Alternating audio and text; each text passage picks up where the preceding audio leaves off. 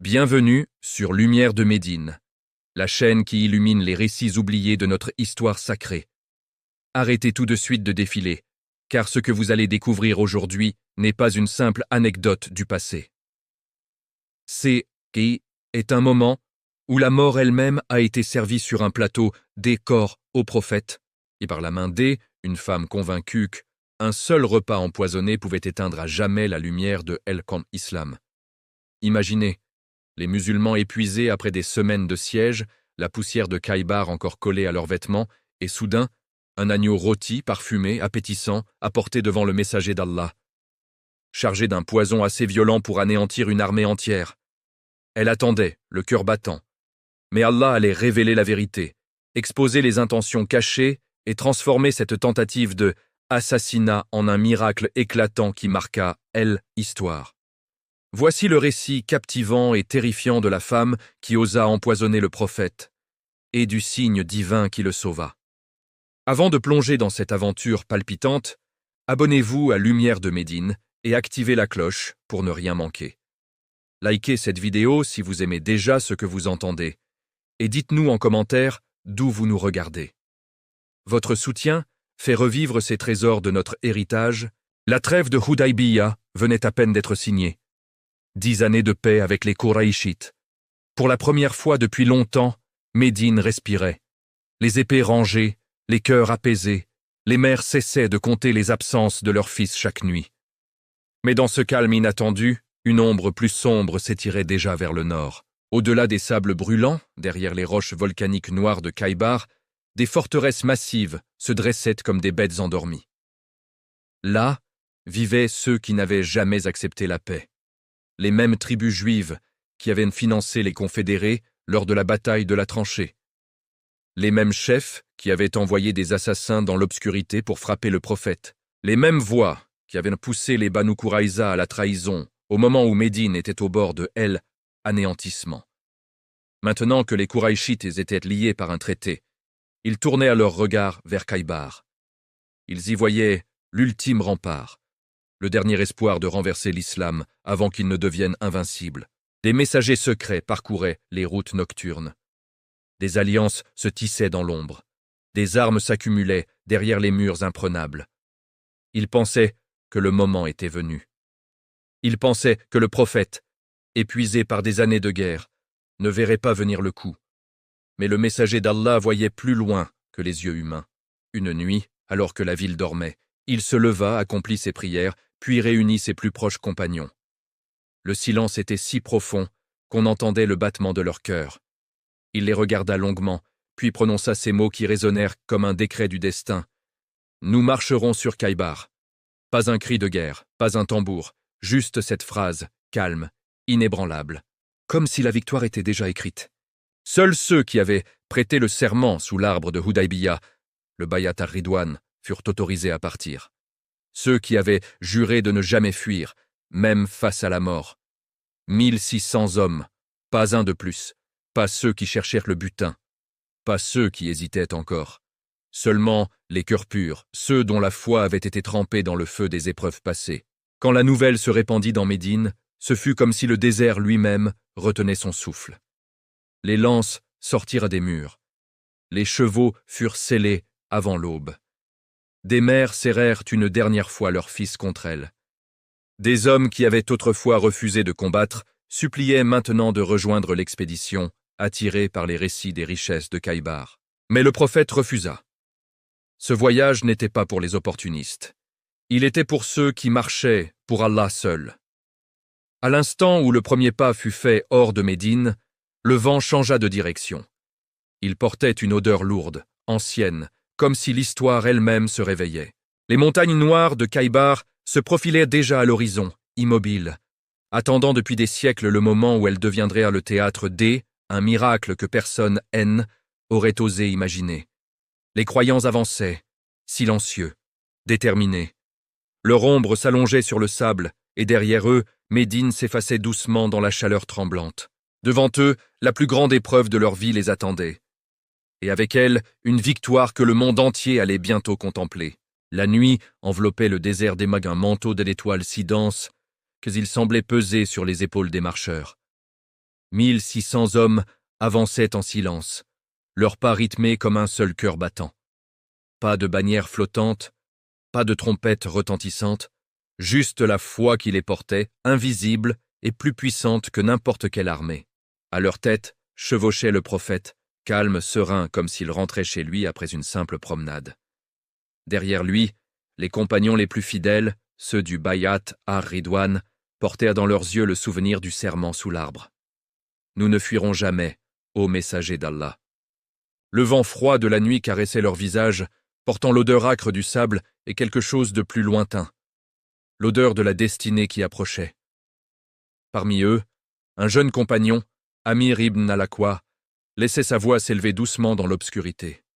Ses vers étaient purs, vibrants de louange à Allah, de confiance absolue, de désir ardent de rencontrer son Seigneur. Chaque mot tombait comme une goutte d'eau sur des cœurs assoiffés par des années de lutte.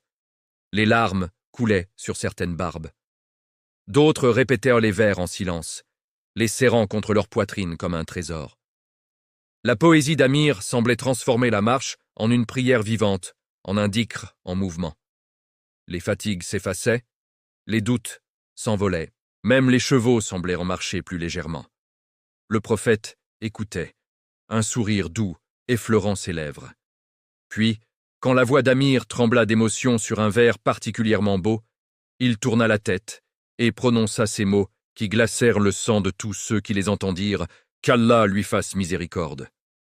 Un silence plus profond encore s'abattit sur l'armée. Les compagnons se regardèrent. Ils connaissaient ce signe. Chaque fois que le prophète prononçait cette invocation avant une bataille pour un compagnon, celui-ci embrassait le martyr. Amir continua de chanter, mais désormais ses vers portèrent le poids d'un adieu. Et pourtant, personne ne pleura ouvertement. L'amour pour Amir grandit encore, comme si sa voix devenait plus précieuse à chaque pas.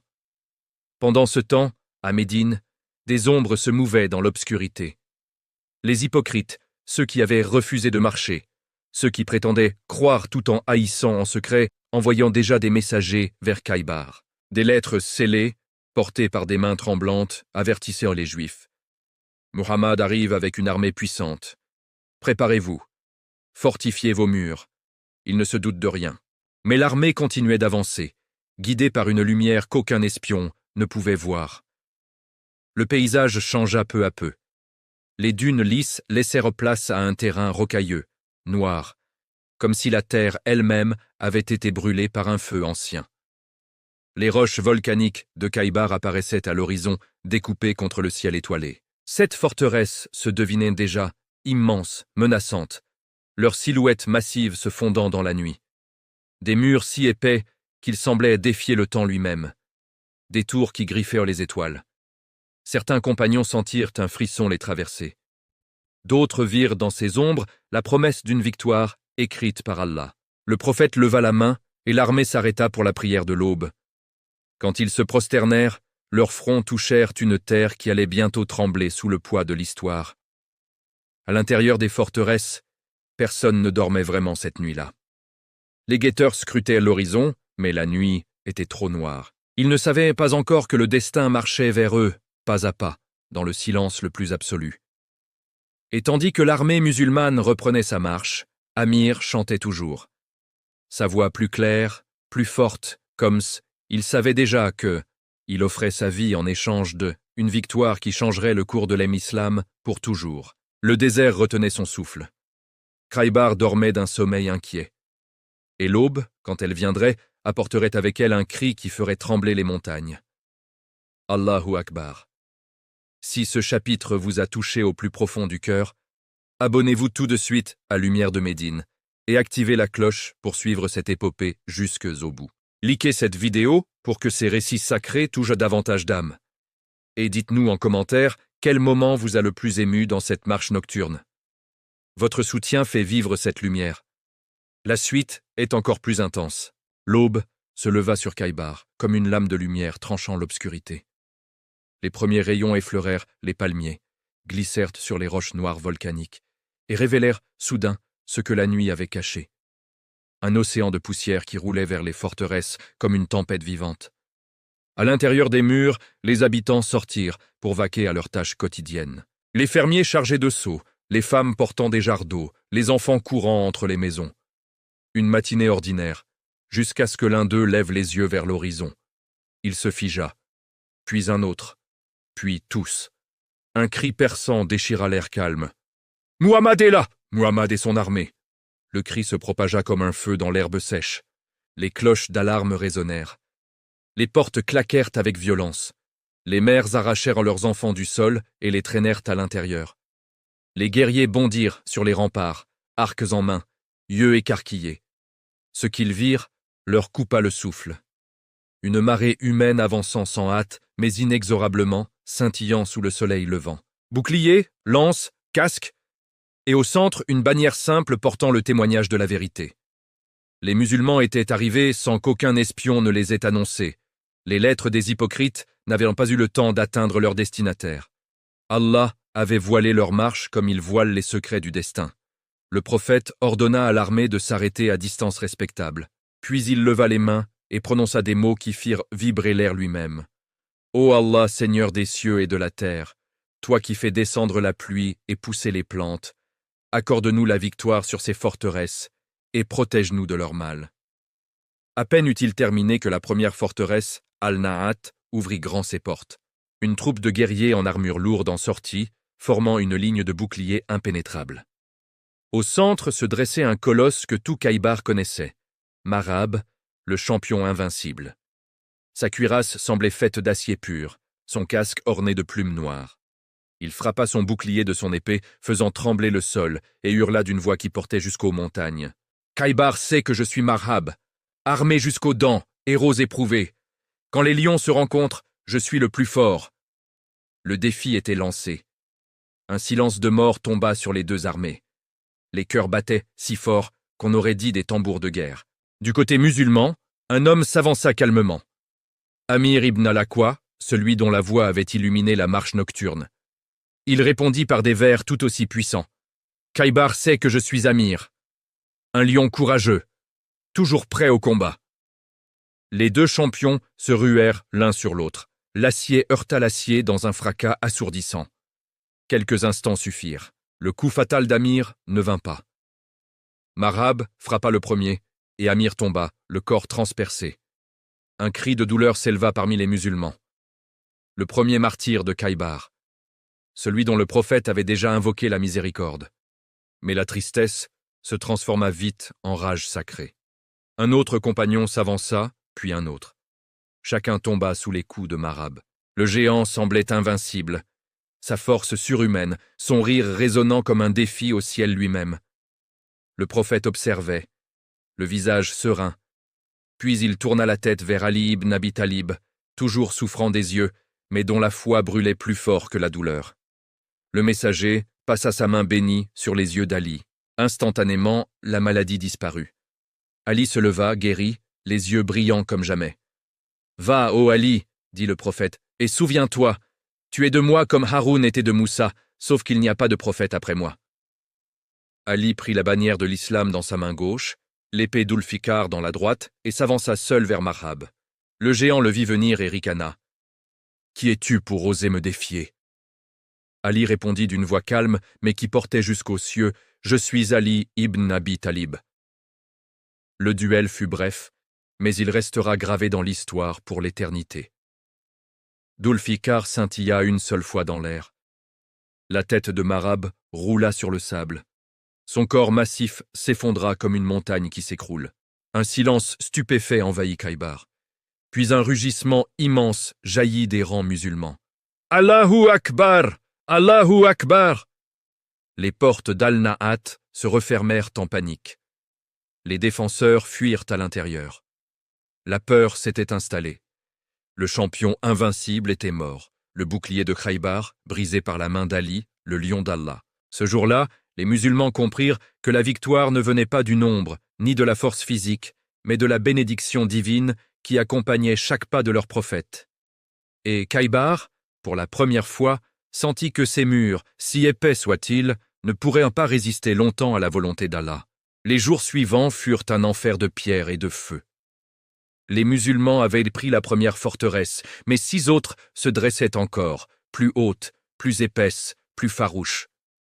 Les murs de Khaybar semblaient taillés dans la montagne elle-même, imprenables, hérissés de tours où les archers juifs guettaient jour et nuit. Le soleil cognait sans pitié. La poussière volcanique noire collait à la peau, entrait dans les bouches, irritait les yeux. Les compagnons creusèrent des tranchées, montaient des abris de fortune, mais chaque avancée coûtait cher.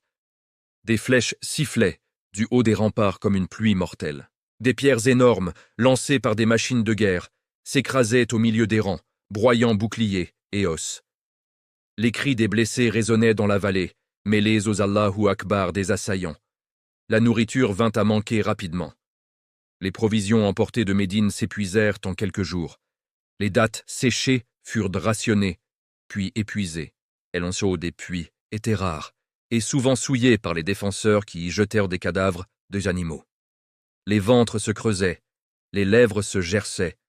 Les corps, déjà épuisés par la longue marche, commençaient à faiblir. Pourtant, personne ne murmurait contre le prophète. Personne ne parlait de retour en arrière. Ils savaient que cette épreuve était un test divin, une purification avant la grande victoire promise. Une nuit particulièrement difficile, alors que le camp était plongé dans un silence lourd de fatigue, le prophète fit le tour des tentes. Il remarqua soudain une chose inhabituelle. Des feux nombreux brûlaient un peu partout, plus que pour la simple chaleur. Une odeur de viande rôtie flottait dans l'air, appétissante, presque cruelle au milieu de la faim générale.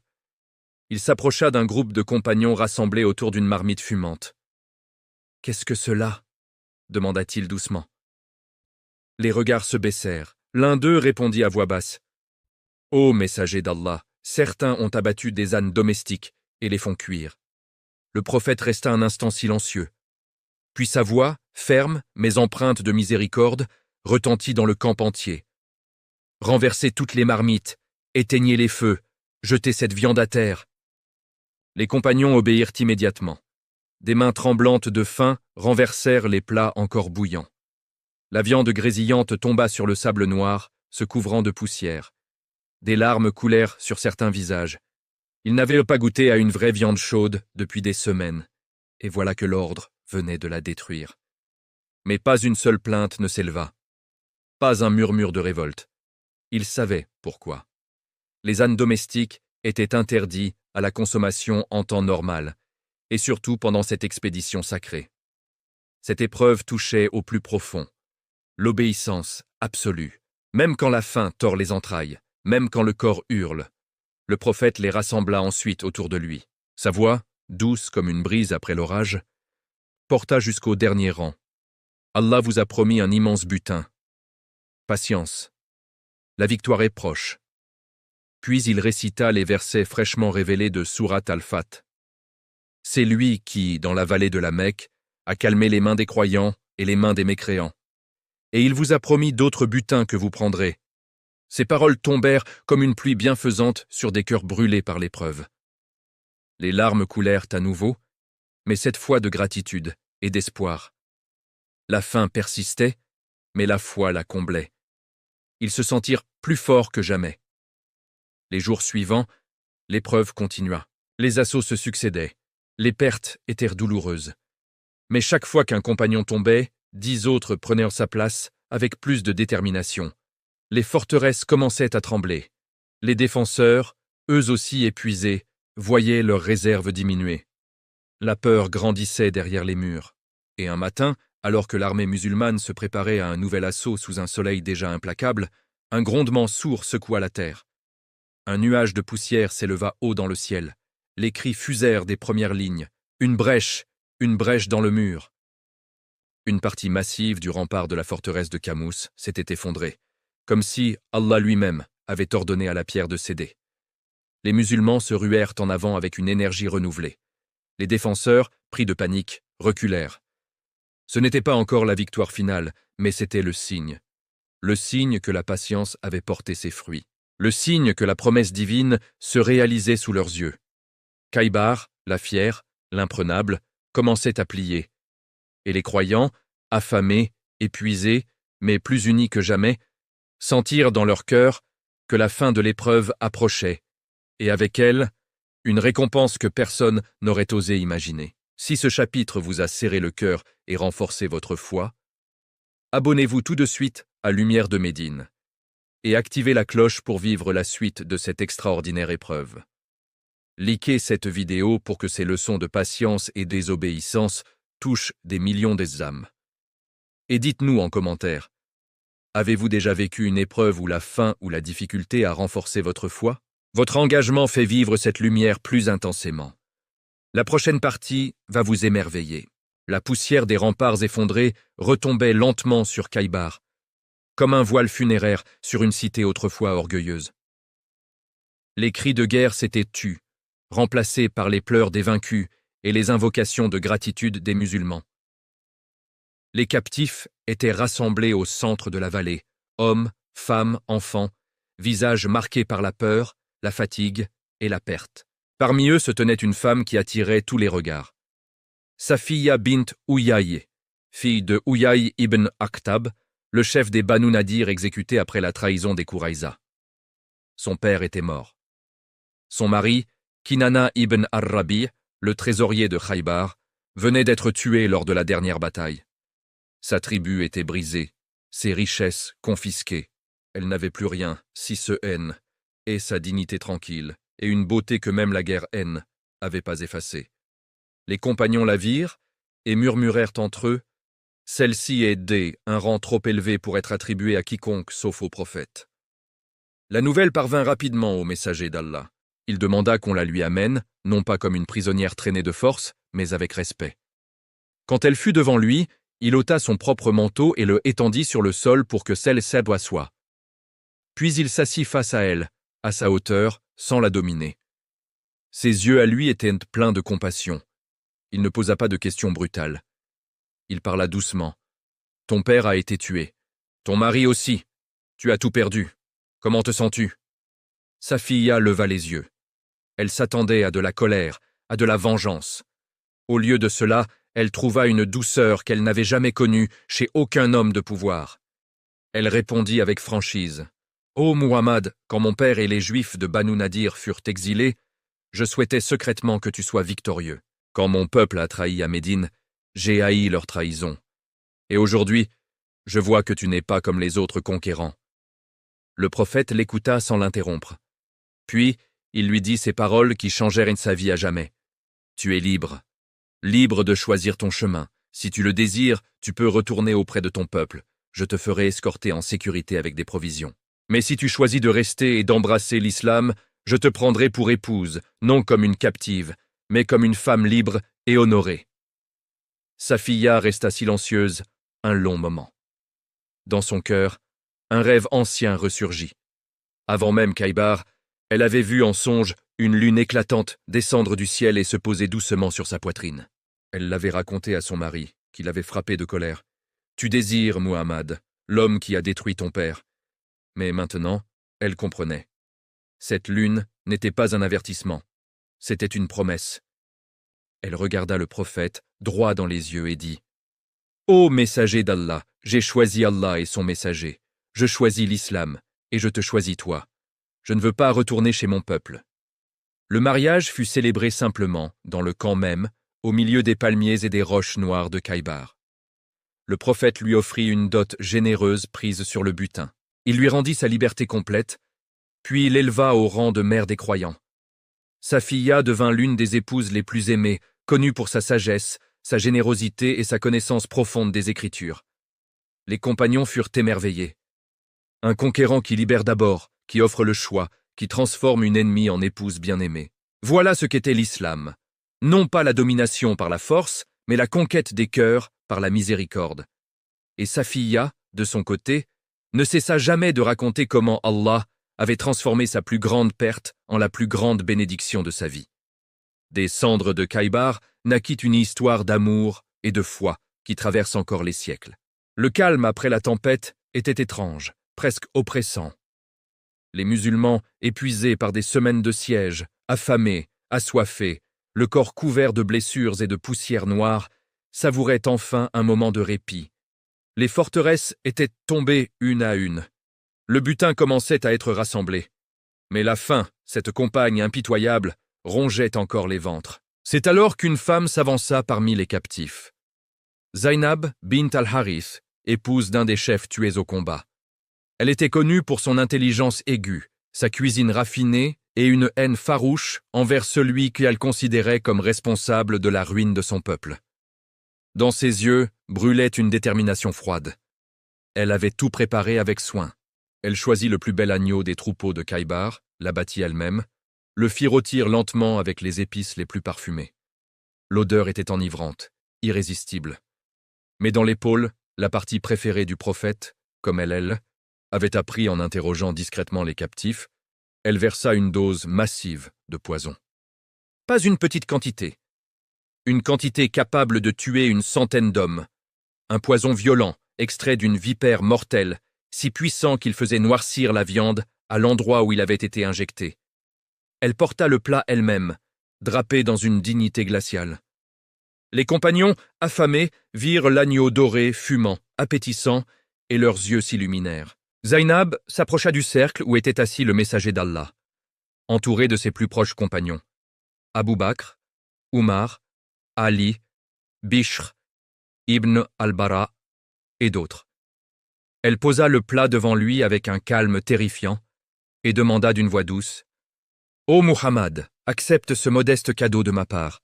J'ai entendu que tu aimais l'épaule de l'agneau. » Le prophète la regarda un instant, puis sourit avec cette douceur qui désarmait même les cœurs les plus durs. Il accepta le plat. Les compagnons se servirent avec avidité. Bishr ibn al-Bara prit un morceau de l'épaule et le porta à sa bouche. Le prophète prit lui aussi un morceau de cette même épaule et le mit dans sa bouche. Il le mâcha une seule fois, puis s'arrêta net. À cet instant précis, un miracle se produisit. La viande elle-même parla au messager d'Allah. Oui, le morceau empoisonné révéla sa trahison par une révélation divine directe. Le prophète cracha immédiatement le morceau et dit d'une voix forte et calme « Cette épaule m'informe qu'elle est empoisonnée. » Les compagnons se figèrent, la bouchée encore dans la bouche pour certains. Bishr avait déjà avalé. Il pâlit instantanément.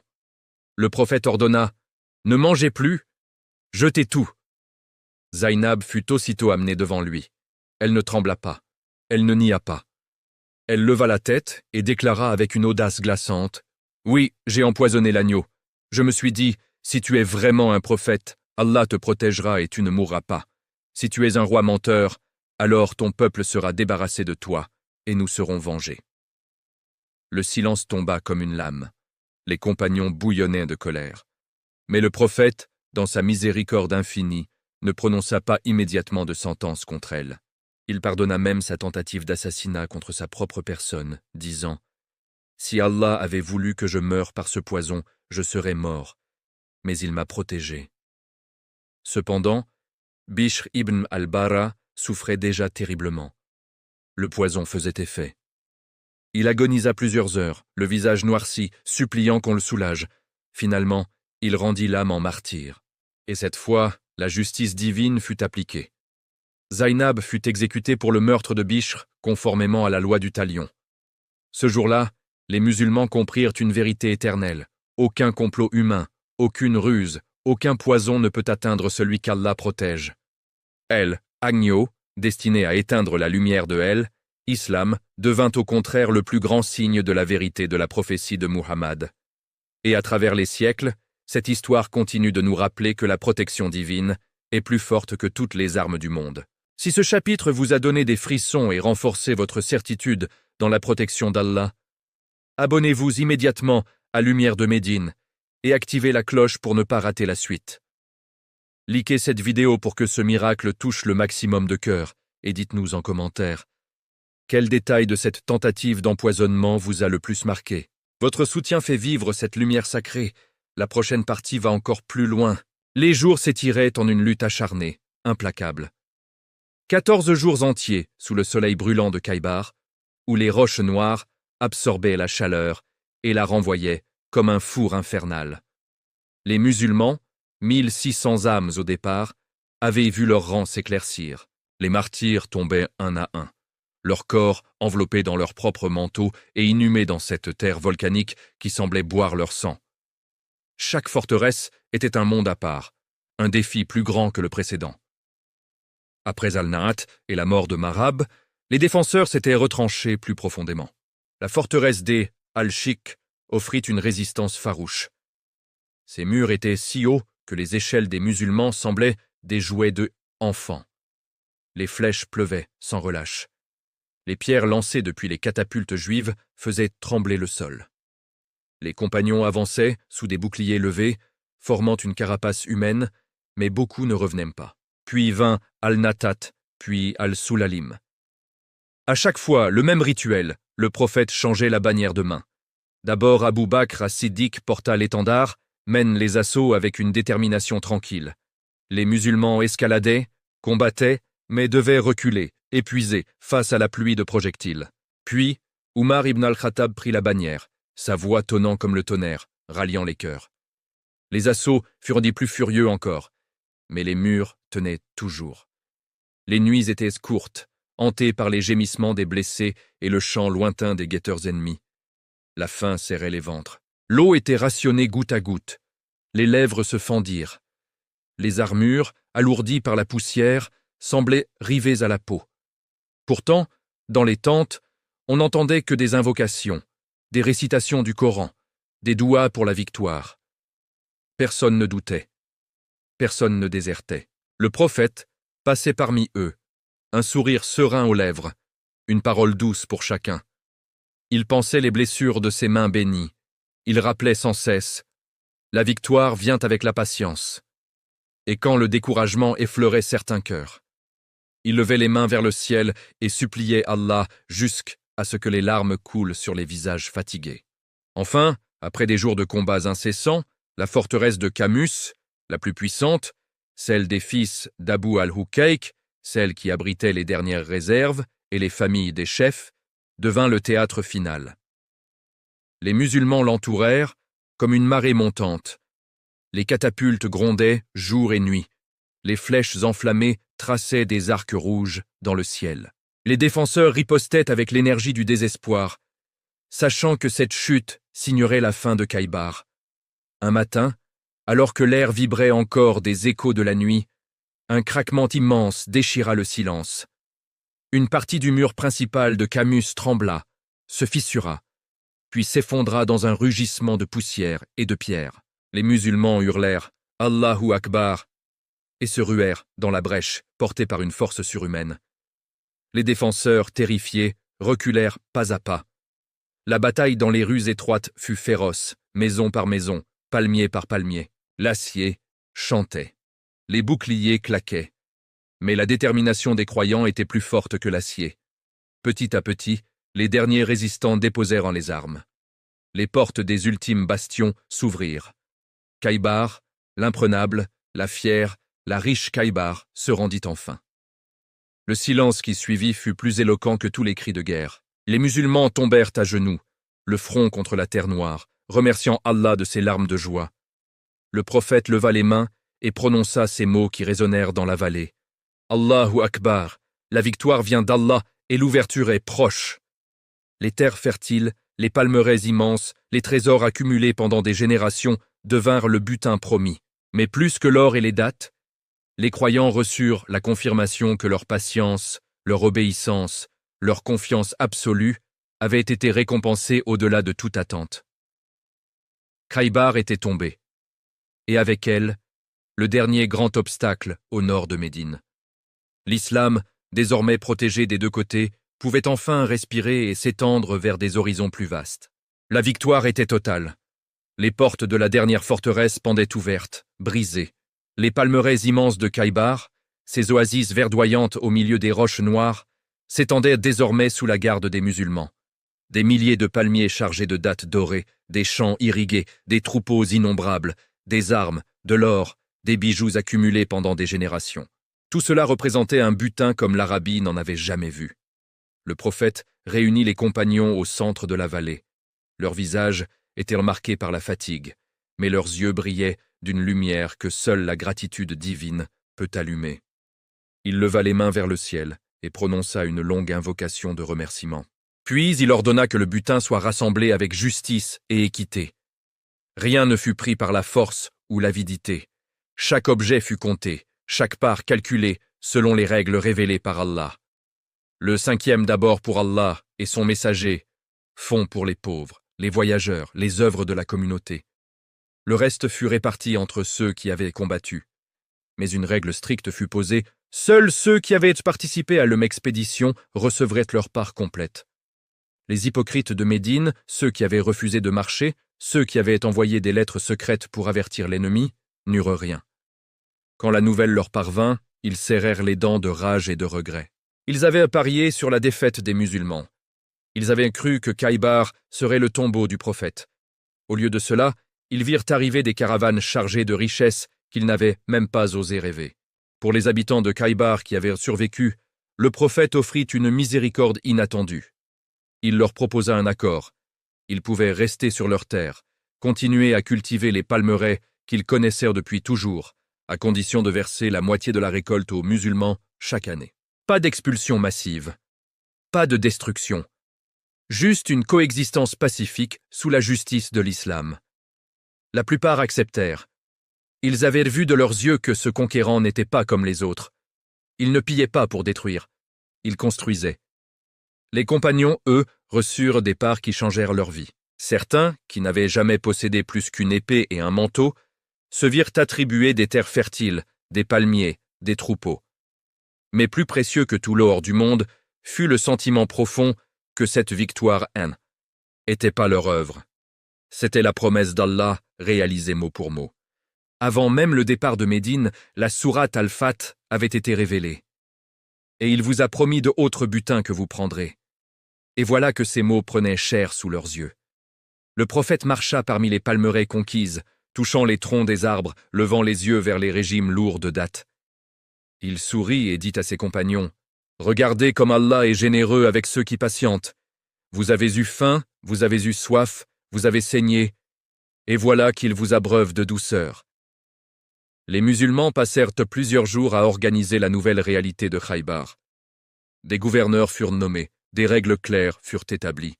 Et quand enfin l'armée se prépara à rentrer à Médine, le convoi était si long, si chargé, que les tribus du désert accourèrent de loin pour voir de leurs propres yeux ce miracle. À Médine, l'accueil fut indescriptible. Les rues étaient bondées, les femmes chantaient, les enfants couraient derrière les chameaux chargés de butin, les hypocrites baissèrent les yeux, les croyants pleuraient de joie, et le prophète, au milieu de tout cela, restait le même, calme, humble, remerciant Allah à chaque instant. Khaybar n'était pas seulement une victoire militaire, c'était la preuve vivante que l'islam, protégé par Allah, ne pouvait plus être arrêté. Le nord était sécurisé, le sud l'était déjà par la trêve de Hudaybiya. Médine pouvait enfin respirer librement, et l'appel à l'islam allait désormais résonner plus fort, plus loin, porté par la nouvelle, que même les forteresses les plus imprenables tombaient devant la foi sincère. Si ce chapitre sur la répartition juste du butin et la générosité du prophète vous a émerveillé, abonnez-vous immédiatement à Lumière de Médine et activez la cloche pour vivre les prochaines révélations de cette série. Likez cette vidéo pour que cette justice divine touche le plus de cœurs possible et dites-nous en commentaire quelles leçons retirez-vous de la gestion du butin de Khaybar. Votre soutien fait briller cette lumière plus intensément. La suite va vous bouleverser encore plus. Le retour vers Médine fut une procession triomphale, comme l'Arabie n'en avait jamais connu. Les chameaux pliaient sous le poids des sacs remplis de dattes dorées, de grains, de tissus précieux, d'armes ciselées et de bijoux scintillants. Les troupeaux de moutons et de chèvres suivaient en nuages de poussière. Les captifs libérés marchèrent librement, certains ayant déjà prononcé la shahada dans le silence de leur cœur. Et au centre de ce convoi interminable, le prophète chevauchait avec sa sérénité habituelle, entouré de ses compagnons dont les visages rayonnaient d'une joie profonde. À chaque étape, les nouvelles couraient plus vite que les chameaux. Les tribus bédouines accouraient des deux côtés du chemin, les yeux écarquillés devant cette abondance. Elles qui avaient toujours vu Khaybar comme une forteresse éternelle, un royaume intouchable, comprenaient soudain que quelque chose d'inouï venait de se produire. Des délégations venaient à la rencontre du prophète. Certaines pour offrir leur allégeance, d'autres pour simplement contempler l'homme qui avait fait tomber les montagnes noires. À Médine, l'attente était devenue insoutenable. Les rues étaient bondées depuis l'aube. Les femmes montaient sur les toits, les enfants couraient entre les jambes des adultes, Les anciens priaient dans les mosquées.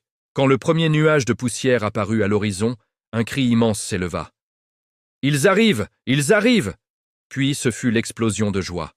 Les tambourins résonnèrent. Les femmes entonnèrent des chants de victoire, leurs voix aiguës portant jusqu'au ciel. « Nous te remercions, ô Allah, pour la victoire que tu as accordée à ton messager. La lune s'est levée sur nous depuis l'école de l'adieu. L'obligation de gratitude nous incombe tant que l'invocateur appelle à Allah. » Les compagnons entrèrent dans la ville comme des héros revenus d'un autre monde. Leurs armures cabossées, leurs visages brûlés par le soleil, leurs corps marqués par les épreuves, racontaient une histoire plus éloquente que n'importe quel discours. Les mères retrouvaient leurs fils, les épouses serraient leurs maris contre elles, les larmes coulant sans retenue.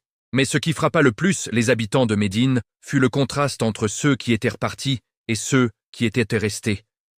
Les hypocrites, ceux qui avaient refusé de marcher, ceux qui avaient murmuré que l'expédition était une folie, se tenaient maintenant sur les côtés, le visage fermé. Quand on leur demanda pourquoi ils n'avaient pas participé, ils balbutièrent des excuses. Nos biens et nos familles nous ont retenus. Mais leurs yeux trahissèrent la vérité. Ils avaient craint la mort et douté de la victoire. Le prophète, lui, ne leur adressa aucun reproche public. Il se contenta de sourire doucement et de dire « Allah sait ce qu'il y a dans les cœurs ». Pourtant, quand arriva le moment de distribuer les parts du butin à Médine, les hypocrites n'eurent rien. La leçon était plus forte que n'importe quelle parole. Allah avait distingué les sincères des menteurs, les patients des opportunistes. Les jours suivants furent consacrés à la gratitude.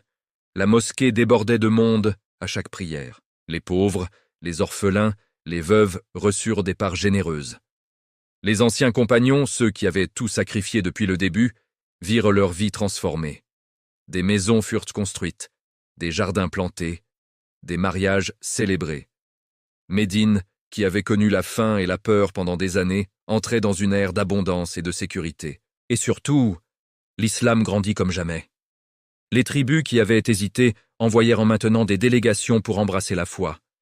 Elles avaient vu que la promesse du prophète n'était pas vaine, que celui qui marchait avec lui ne perdait jamais, que même les forteresses les plus imprenables tombaient devant la foi sincère. Khaybar n'était plus une menace, elle était devenue un témoignage vivant, un signe pour toute l'Arabie que le temps des idoles et des alliances tribales touchait à sa fin, que quelque chose de plus grand, de plus juste, de plus lumineux était en train de naître. Et dans le cœur de chaque croyant, une certitude nouvelle installa. Tant que Léon suivrait le messager d'Allah, aucune épreuve ne serait trop grande, aucune victoire impossible. Des siècles ont passé. Mais l'histoire de Khaybar continue de résonner comme un tonnerre dans les cœurs des croyants. Cette bataille n'était pas seulement une victoire sur des forteresses de pierre et des guerriers invincibles. C'était la preuve irréfutable que l'islam, guidé par le dernier messager d'Allah, était destiné à illuminer le monde entier. Regardez ce qui s'est produit ensuite.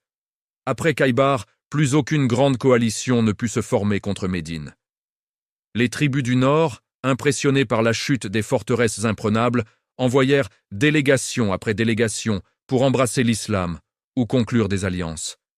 Les routes commerciales s'ouvrirent. La sécurité revint. Et surtout, les cœurs s'ouvrirent. Le prophète avait transformé une menace mortelle en une source de bénédiction infinie. La faim endurée devint abondance. La peur devint confiance. La trahison des hypocrites fut exposée sans qu'il ait besoin de prononcer un seul mot de colère. La tentative d'empoisonnement, ce complot qui aurait dû éteindre la lumière, devint au contraire le miracle le plus éclatant de sa prophétie. Safiya, autrefois fille d'un ennemi juré, devint une mère des croyants. Un exemple vivant que l'islam ne connaît ni rancune, ni vengeance aveugle, mais seulement la miséricorde qui conquiert les âmes. Zaynab, par son acte désespéré, confirma sans le vouloir que Muhammad était bien protégé par Allah, que son message ne pouvait être arrêté par aucune arme humaine. Et ces terres fertiles de Khaybar, ces palmeraies qui nourrissaient autrefois les ennemis de l'islam, devinrent une source de subsistance pour la communauté musulmane naissante. Chaque date cueillie, chaque récolte partagée rappelait aux croyants que la patience dans épreuve est toujours récompensée au-delà de imaginable. Aujourd'hui, Quand nous prononçons le nom de Khaybar, nous nous rappelons que rien, ni murs épais, ni champions invincibles, ni poison mortel, ne peut arrêter la volonté d'Allah. Nous nous rappelons que celui qui marche avec sincérité derrière le prophète ne connaîtra jamais la défaite véritable. Nous nous rappelons que les épreuves les plus dures sont souvent le prélude aux plus grandes victoires. Khaybar nous enseigne que la vraie force n'est pas dans l'épée, mais dans la foi. Que la vraie richesse n'est pas dans l'or, mais dans l'obéissance. Que la vraie sécurité n'est pas dans les forteresses, mais dans la protection divine. Et surtout, Khaybar nous murmure à l'oreille, à travers les siècles. Tant que nous suivrons la lumière du Coran et de la Sunna, aucune tempête ne pourra nous éteindre. L'islam s'est élevé sur les ruines de Khaybar, plus fort, plus pur, plus lumineux. Et cette lumière continue de guider des millions d'âmes vers la vérité, aujourd'hui comme hier. Alors, portons dans nos cœurs cette histoire. Racontez-la à vos enfants, partagez-la avec ceux qui doutent. Car Khaybar n'est pas un événement du passé, c'est un message éternel. Allah suffit à ceux qui placent leur confiance en lui. Merci d'avoir suivi cette série jusqu'au bout sur Lumière de Médine. Si ces chapitres vous ont touché, transformé, renforcé dans votre foi, abonnez-vous dès maintenant et activez la cloche pour ne jamais manquer les prochaines histoires sacrées qui font revivre notre héritage. Likez cette vidéo avec tout votre cœur, partagez-la largement et dites-nous en commentaire quelles leçons de Khaybar vous emportez avec vous, pour toujours. Votre soutien fait briller cette lumière plus loin que jamais. Qu'Allah vous récompense abondamment. À très bientôt pour de nouvelles épopées qui illumineront vos âmes.